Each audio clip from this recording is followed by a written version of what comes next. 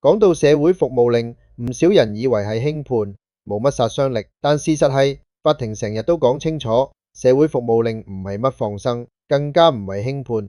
如果法庭判你做幾百個鐘義工，其實係一個真正可以代替坐監嘅方法，而且係實牙實齒嘅懲罰。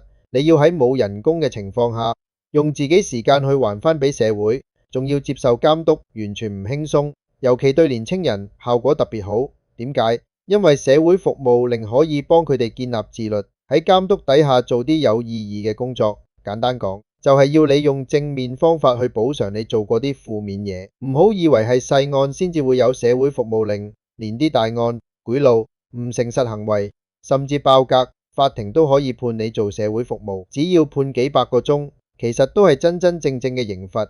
例如2002年，歌手謝霆鋒被判妨礙司法公正，最後判咗佢做240個鐘社會服務，係當時最高時數。點解法庭覺得佢啱判社會服務？因為佢第一次犯事，有穩定屋企背景，有公開工作記錄都唔錯，願意認錯，重犯機會低，同埋佢喺成件事入邊角色唔係主謀。法官睇埋佢當時得21歲，又有社會聲音話年青人唔好咁快拉去坐監，最後就判咗佢社會服務令。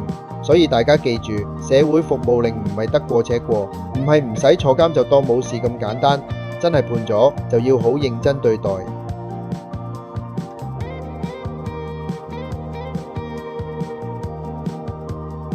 葉謝鄧，你的法律服務夥伴。